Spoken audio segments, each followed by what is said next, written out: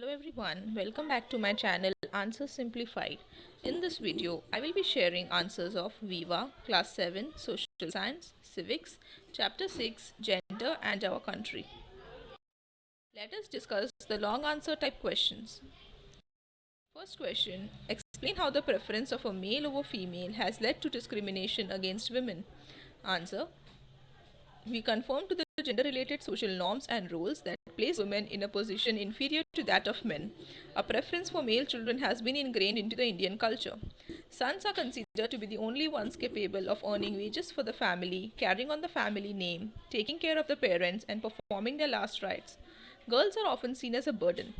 This is mostly due to the presence of social evils like dowry, the large sum of cash, and gold jewelry that is required to marry them off.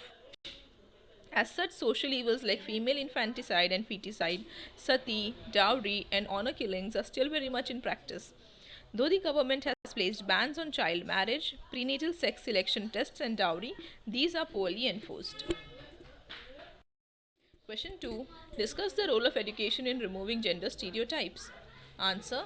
Gender preference is prevalent in the field of education. Women receive little schooling.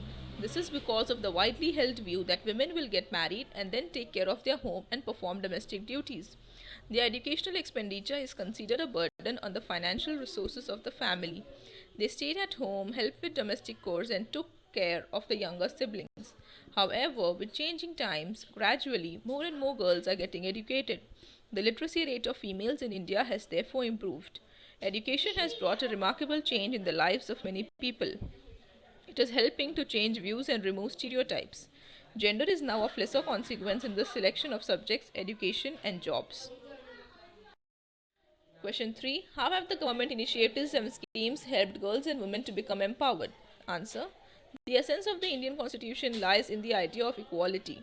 As a result, it becomes the responsibility of the government to create and ensure equality for women.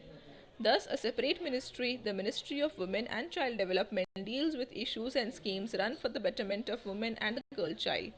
The government runs Anganwadi centers in villages across the country.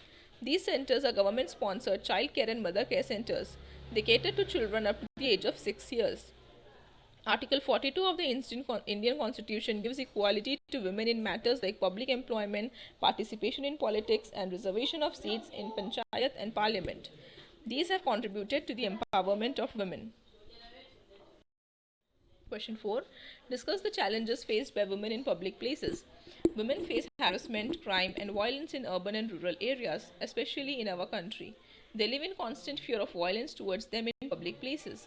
Some people believe that women provoke men by the way they dress, and some believe that women moving around at night.